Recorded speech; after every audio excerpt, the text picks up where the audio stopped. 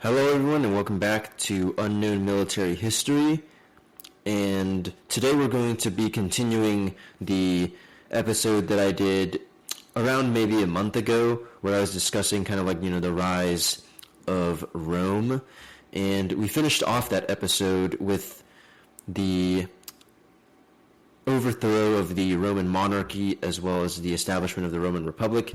And then now we're going to be discussing the conquests of the Roman Republic to continue off where we left off.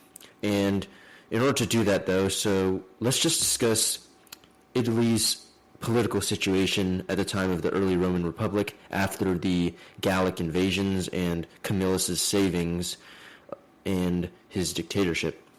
So after that particular set of events, the early Roman Republic was faced with a number of foes during their expansion in Italy, and to the north there were the Etruscans and the Gauls, and then to the east there were various Italic petty kingdoms, and then further south were the powerful Samnites and then the Greek colonies, and then right on Rome's doorstep were often rebellious Latins who were basically kind of the cousins of the Romans, if you may. Now, the Romans and the Samnites.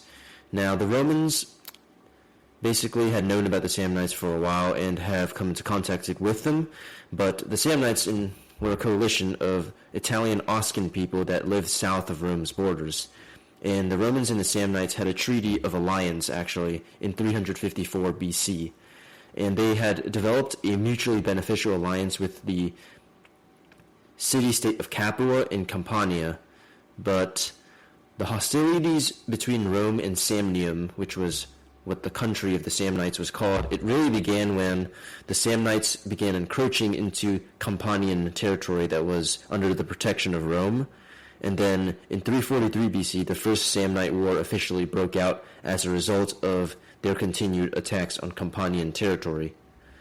And after that, in the First Samnite War, the Roman consuls Marcus Valerius Corvus was sent to aid the Campanians, while Cornelius Arvina, the other consul, invaded the Samnite mainland, and Valerius Corvus clashed with the Samnite armies and lifted a Samnite siege of Capua at the Battle of Mount Garus. But unfortunately, Cornelius Arvina, the other consul, advanced right into a Samnite trap in a narrow valley, but a tribune named Decius Mus led part of the army into a high peak overlooking the valley, allowing the main Roman army to escape from being trapped by the Samnites.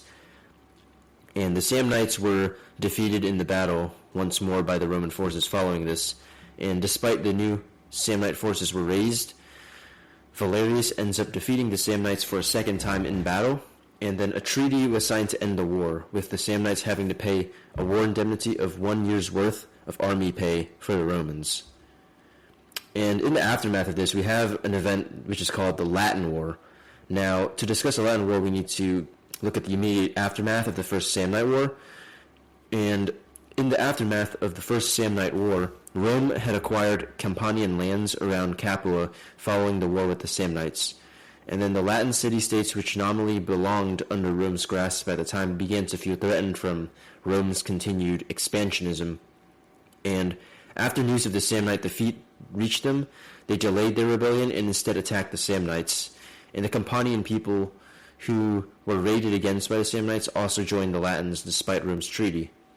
And then Rome asked the Latins and the Campanians to honor the treaty that was just signed, but then they ended up turning against Rome in a huge rebellion.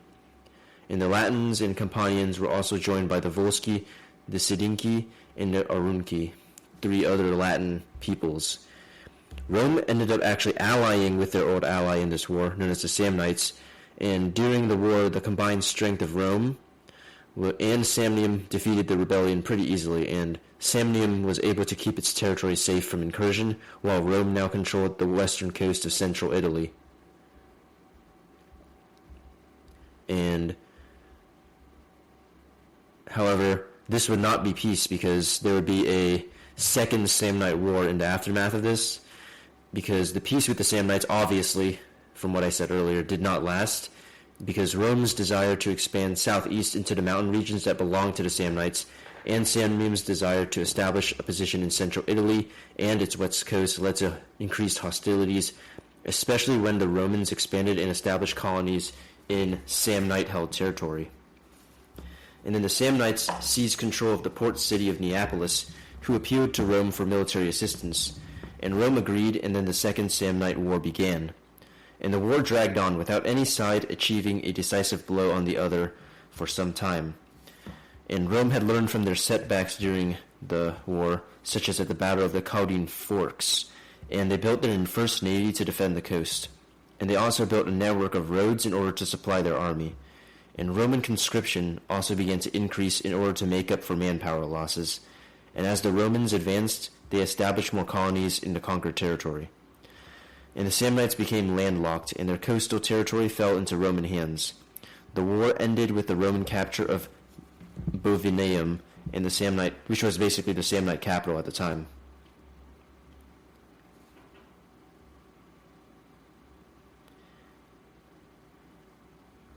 However, there was then a third Samnite War that would occur. And in the third Samnite War was pretty much a very short war, because the Samnite territory was now pretty much very vulnerable since the Romans had taken most of their core territories. And due to this, the Samnites would ally themselves with the Etruscans, the Umbrians, and even some of the Gauls. And then this coalition declared war on the now formidable Roman state, and it would be the Samnites' last stand at the Battle of Sentinum. And during the Battle of Sentinum, the current Roman consul at the time, Fabius Maximus, ordered his propraetors Fulvius and Megellus to attack Etruscan territory, and this ended up having the desired effect of forcing the Etruscans out of the battle to protect their lands. And then Fabius and Decius Mus ordered battle to the Gallic Samnite army at Sentinum, and the Romans had changed their style of warfare to the maniple system instead of their old usage of hoplite-style warfare. And Fabius initially restrained his troops from attacking, but Decius attacked the Gallic horsemen with his cavalry, and the Gallic horse were pushed back, but then their chariots counter-attacked, and the Romans panicked and fled, but Decius and his pontifex Livius fought a ritual-style battle to the death. And his deed caused the Romans to eagerly retrieve his body, and the Romans were actually bolstered by this, and Fabius had kept a reserve auxiliary unit which attacked the now weakened Samnite right wing. Then Fabius sent his Campanian cavalry to attack the Gauls in their flank, and to prevent possible counterattacks from the enemy, Fabius moved all of his reserves into battle, and the enemy line broke under this. The Romans had won the Battle of Sentinum.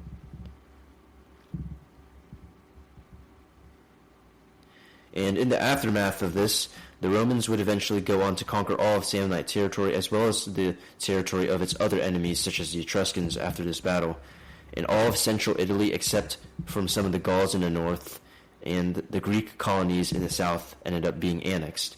And that is where we will continue our next part, which is the Roman war against none other than Pyrrhus of Epirus in the south of Italy.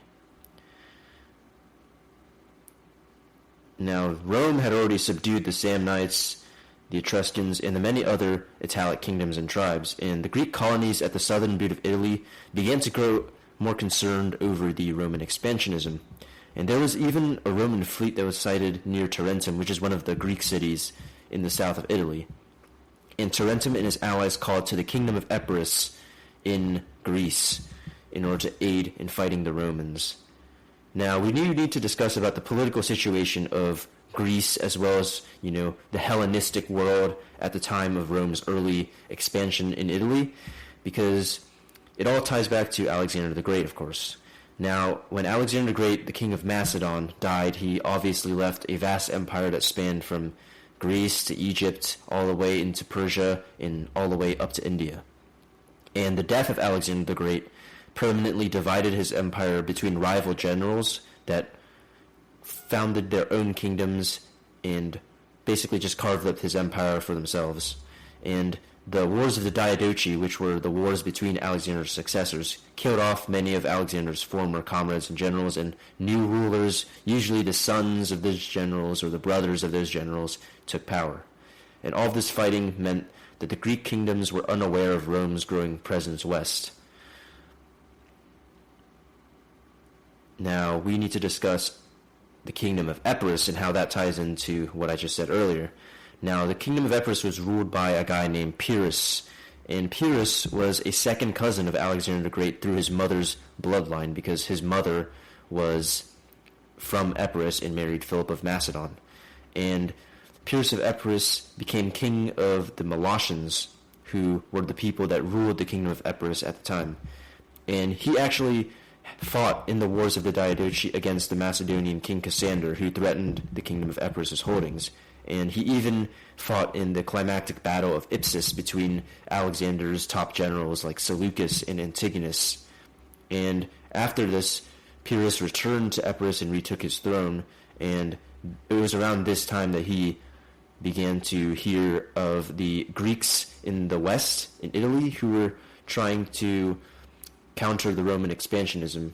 And he saw an opportunity for conquest in the west as regards to the east, which was basically ruled by all of Alexander's generals. Now, Pyrrhus's armies, they fought in the traditional Macedonian-inspired pike phalanx, and they also had elephants as well as allied support from city-states, whereas the Romans, they fought with hastati, principes, and triarii, which are basically three sort of experience. Think of experience as characters from a video game. Hastati are like your starters, and then principes are when you start to upgrade your character, and then triarii are like the veteran troops that are only used when necessary. And these guys, the Romans had a limited amount of cavalry, not much cavalry at this particular time, and they also had consuls that led their army, whereas in Macedon it was usually the kings. And this is where we get to the Battle of Heraclea and Asculum, when Pyrrhus lands his Epirot invading force into Italy to fight the Romans, where a Roman army of 50,000, led by Publius Lavinius, fought Pyrrhus at the Battle of Heraclea. And Pyrrhus actually won the battle due to his mercenary elephants that he had brought over from the east, but he lost around 13,000 men. And the Roman army of 40,000, eventually led by Publius Decius Mus, fought Pyrrhus again at Asculum, but Pyrrhus won the battle, but then lost 3,000 men. Now you have to remember that Epirus was a very small kingdom in Greece compared to, let's say, some of the other successor states like the Seleucids or Egypt, and that's why, despite Pyrrhus's victories against the Romans, these battles depleted him of his already very low manpower due to his losses. But the Romans had a lot more manpower, so they could just raise a new army to fight him. And these types of victories, where you lose tons of your troops and you don't really gain much, they're called Pyrrhic victories, a term which is used quite often nowadays.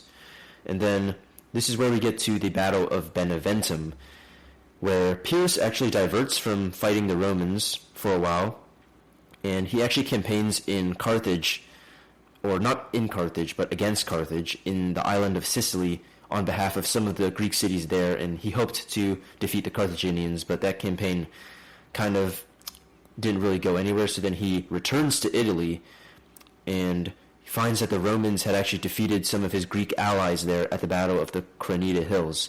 So then Pyrrhus is forced to fight the Romans again at the Battle of Beneventum, and the Romans, under a general named Manius Curius Dentatus, had 17,000, while Pyrrhus had 20,000, but the Romans knew that they could kill Pyrrhus's elephants by this point, because they fought him for the third time already, using javelins.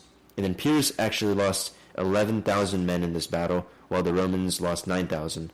But pretty much this battle was a strategic Roman victory, because Pyrrhus was forced to pretty much end his campaign against them due to his heavy losses. And then this is where we kind of talk about the aftermath of Pyrrhus leaving Italy, because now Rome is the dominant power in Italy, and then they pretty much just conquered the Greeks in the south, whereas Carthage took control over Sicily, or most of it, after Pyrrhus left. And then eventually Pyrrhus' story doesn't actually end here, because he would actually continue to campaign in the Greek mainland against some of the rival Greek kingdoms. Like, he campaigns against Macedon for a couple years, and then during this particular campaign he goes south, and he even besieges Sparta, although the siege isn't successful.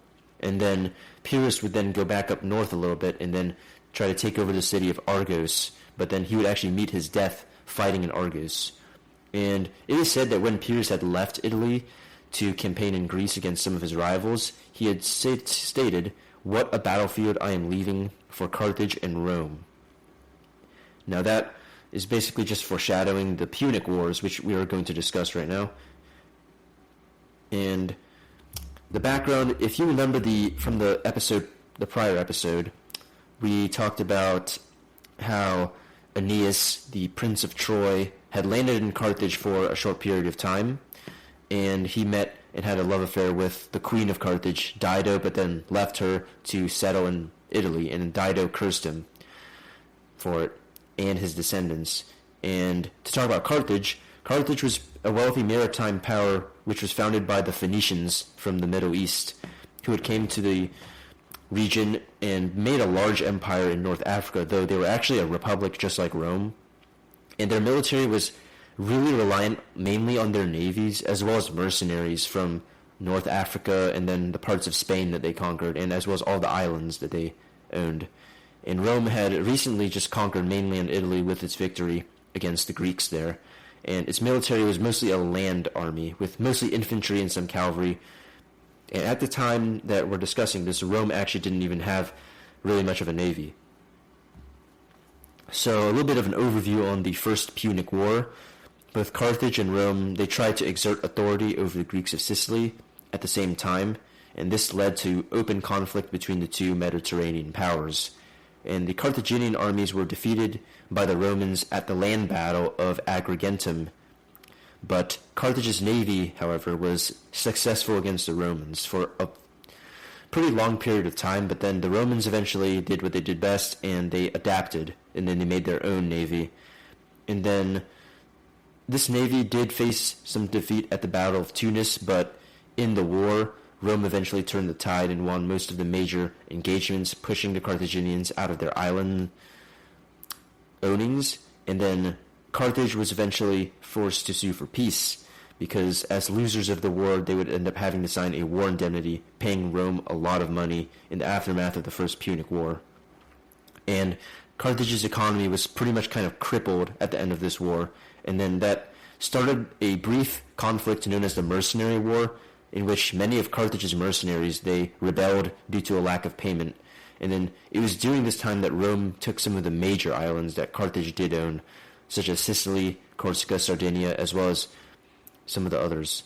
And at this time as well, Carthage began to expand further into Spain due to its valuable resources there, or as we call it, Hispania back in the day. And this was under the Barcid family. And the Barcid family was headed by a guy named Hamilcar Barca, who was a veteran of the First Punic War, and he had fought against the Romans as well as some of the Greeks in Sicily as well, and he now was the conqueror of Spain. And then now we're going to talk about the beginning of the Second Punic War, the second war between Rome and Carthage. So Hamilcar Barca, who had experience in the First Punic War and the Mercenary War, had a son named Hannibal Barca, and Hannibal was told by his father to swear an oath of vengeance against the Romans. And Hannibal and his brothers consolidated power in Carthage in the aftermath of his father's death, and they became one of the leading families due to their success in conquering the parts of Hispania. And Hannibal would then attack Saguntum, which was a Greek city in Spain that was nominally protected by Rome, starting the Second Punic War. And Hannibal scored a string of victories in this first part of the Second Punic War, where he unexpectedly crossed over the Alps and has armies full of elephants, Carthaginians, and mercenaries. And at the Battle of Trebia, Hannibal's 30,000 strong force faced off against a Roman army of 42,000 men, led by Tiberius Sempronius Longus. But Hannibal won the battle decisively and killed 32,000 Romans. And at the ambush battle of Lake Trasimene, Hannibal's forces defeated a Roman army of 30,000 led by Gaius Flaminius, costing Rome 15,000 more lives.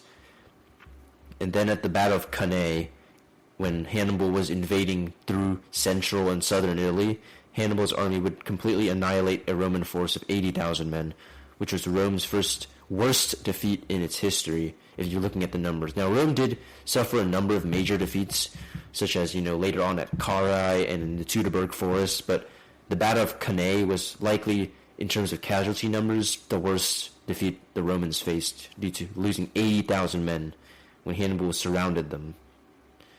But now we're going to discuss, despite Hannibal's successes in battle, why couldn't he conquer Rome itself, even though he basically ravaged throughout all of Italy and destroyed Roman armies at a bunch of major battles.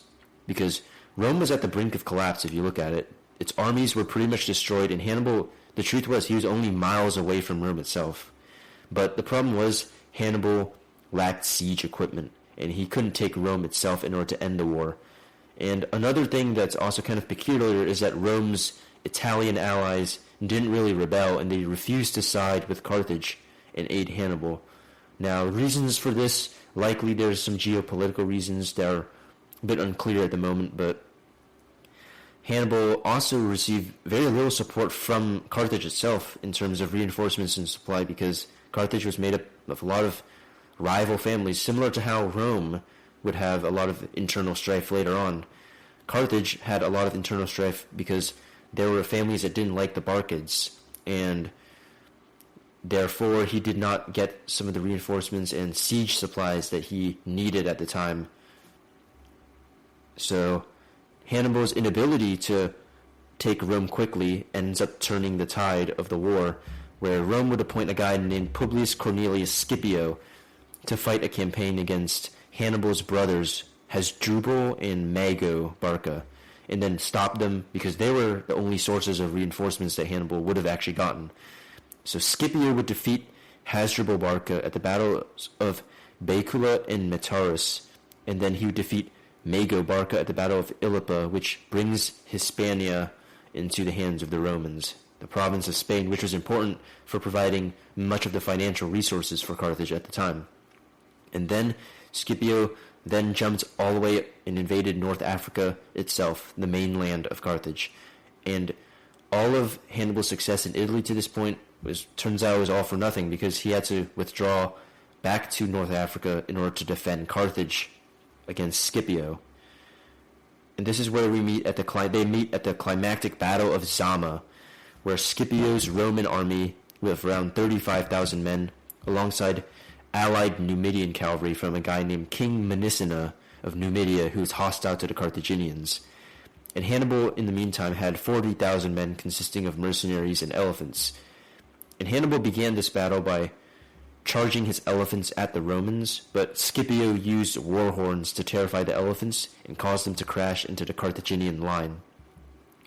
And the Roman cavalry on the right and the left wings routed the opposing Carthaginians on either flank and gave chase. Scipio's infantry then attacked that of Hannibal's, and the grueling battle was pretty much a stalemate, despite the fact that a lot of Hannibal's troops, they were fresh, meaning that they were mostly just mercenaries that Hannibal had to hastily recruit, whereas Scipio's were battle-worn veterans. But unfortunately for Hannibal, the Roman cavalry that had defeated the Carthaginians on the flanks, they returned, and then they outflanked Hannibal's army, and in total Hannibal ended up losing around 30,000 men, while the Romans emerged victorious with only around 5,000 losses, if you're to believe Roman sources. And Scipio's victory against Hannibal won him the name Scipio Africanus, conqueror of Africa. And it's kind of funny, though, that Scipio actually used very similar tactics to Hannibal when Hannibal defeated the Romans at Cannae, and Scipio had used very similar tactics of outflanking the two flanks and then coming back to surround Hannibal's forces, similar to how Hannibal did against the Romans just years earlier. And in the aftermath of Hannibal's defeat, Rome would annex Hispania, and then the Rome's Numidian allies, who fought at the Battle of Zama, would take a large portion of North Africa, and Carthaginian territory is greatly reduced, and they're forced to pay an even greater war indemnity to Rome again, and they would be not allowed by treaty to invade any other nations under Roman jurisdiction. And Hannibal, despite his attempts to try to rebuild Carthage, was exiled by his political rivals, who ended up siding with Rome, and they would be exiled in the east until his suicide. And Hannibal would actually serve in another war against the Romans, which we will discuss in a bit. And now we're going to skip the Roman invasion of Greece just for a short period of time and discuss the Third Punic War.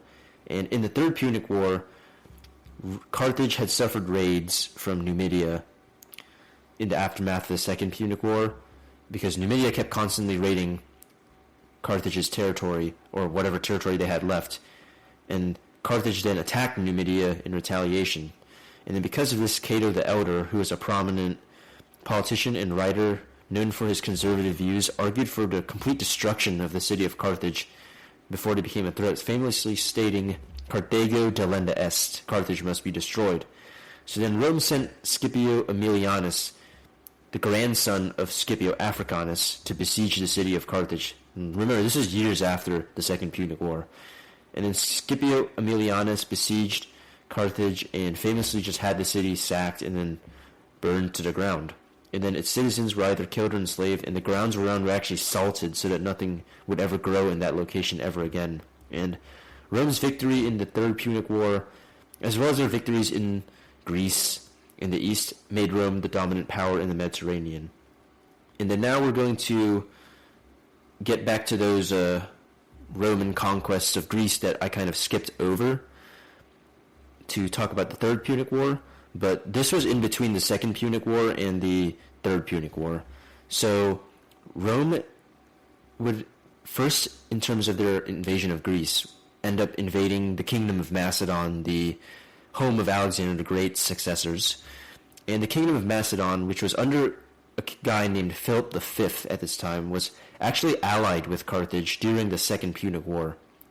And therefore Rome had actually fought a number of skirmishes against Philip in the west of Greece during the so-called First Macedonian War, which had ended in a stalemate because Rome was only able to force Philip V to renounce his treaty with Carthage, but they were busy fighting Hannibal, so they couldn't really, of course, invade Greece.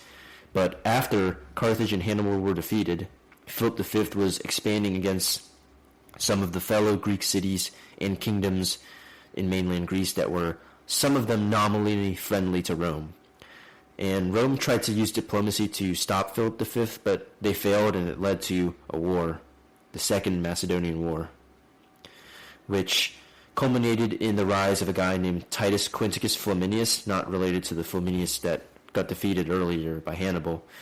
And this particular Flaminius had been consul before the age of 30 and was appointed to lead the war against King Philip. And both the Roman forces and that of the Macedonians had around 16,000 men when they faced off at the Battle of Cynoscephali.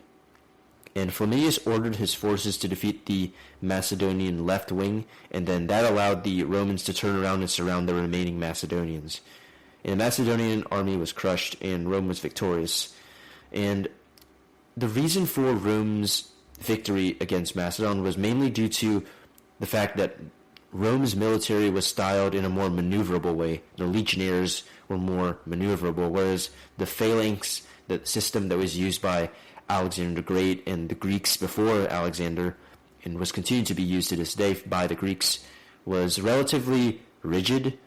And even though the phalanx up front, which was basically just a wall of spears and shields, it worked against adversaries, it did not account for the fact that what are you going to do when you get outflanked or surrounded, which is what the Romans used to their advantage.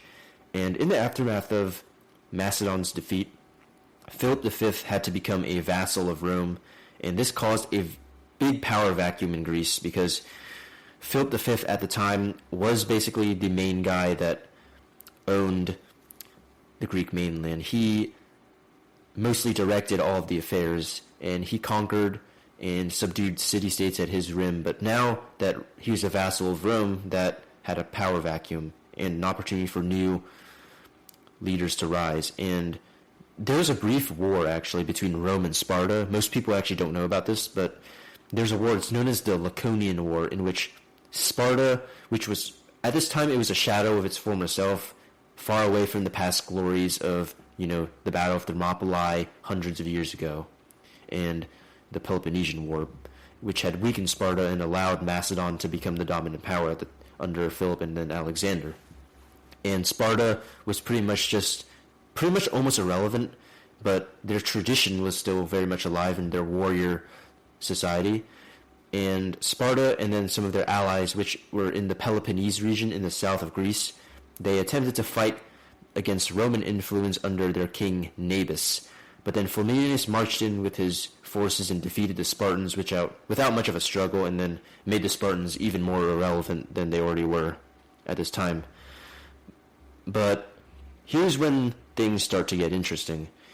With the defeat of Sparta and, of course, the defeat of Macedon from earlier, Rome was pretty much set to become the dominant power in Greece. But in the east, however, east of Greece, in Anatolia, Syria, and Persia, there was a huge empire that also lay there. A huge Greek Macedonian empire known as the Seleucid Empire, which was currently ruled by King Antiochus III, or known as the Great. And Antiochus the Great had recently reconquered some of his lands in the far east of Bactria, and also reconquered the Levant from the Ptolemies of Egypt. Now, the Seleucid Empire was founded by one of Alexander's former generals, Seleucus, and they basically ruled the entire Achaemenid Persian Empire, or the remnants of it, in, the Middle East.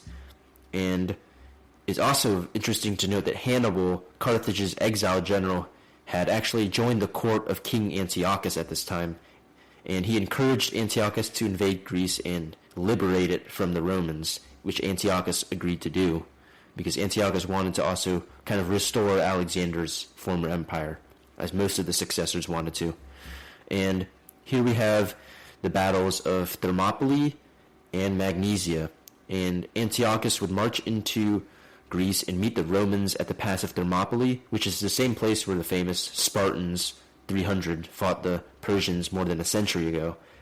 And Antiochus's 12,000 men were pretty much completely destroyed by the Romans, because the Romans used the same tactic as the Persians to defeat the Spartans by going around the mountains and surrounding Antiochus's forces. All the while Hannibal's fleet was losing battles at sea at Eurymedon and Myonnesus. And Antiochus would end up withdrawing to Asia and raised a force of around 72,000 men, one of the largest field armies at the time probably. And Roman forces under only 30,000 men under Lucius Cornelius Scipio, who was the brother of the Scipio Africanus that defeated Hannibal, alongside a Greek allied king named Eumenes II of Pergamon, would face off against King Antiochus at Magnesia. And the battle began when Antiochus led a very hasty cavalry charge that allowed the Romans to outflank and then just surround his infantry due to Antiochus's cavalry being caught up in the excitement of the fight.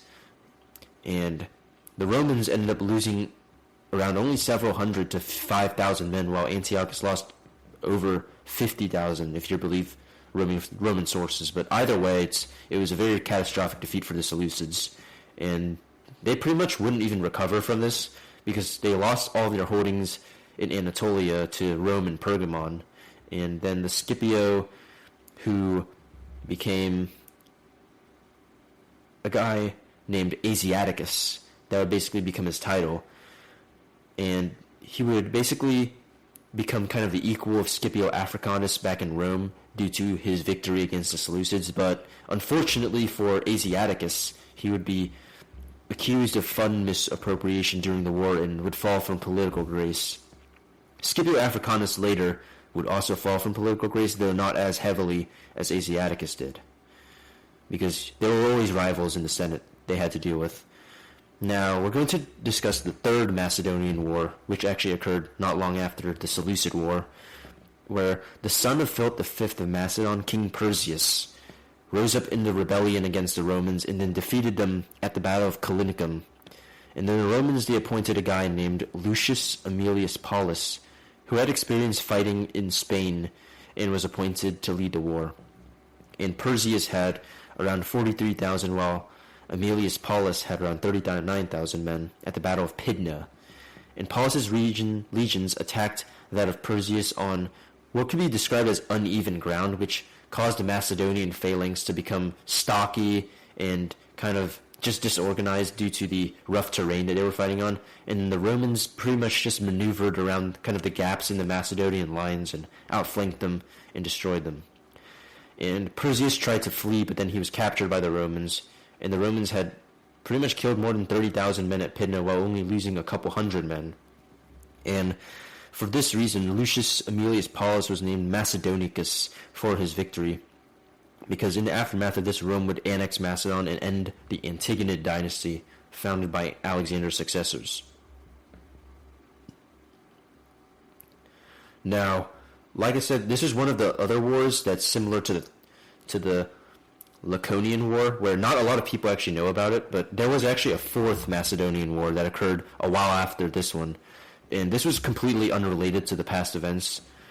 But in the end, there's a pretender who claimed that he was related to the Macedonian royal family somehow, and his name was Andriscus, and he rose up as a self-proclaimed king in Macedon against the Romans, and he actually temporarily raised enough supporters to retake Thessaly. But the Romans then sent a force by Quintus Caecilius, also nicknamed Macedonicus, and defeated Andriscus at the Second Battle of Pydna. And then after this, the Greek city-states of the Achaean League, which was in the south of Greece below Macedon, decided to rebel against Rome in the aftermath of the Fourth Macedonian War.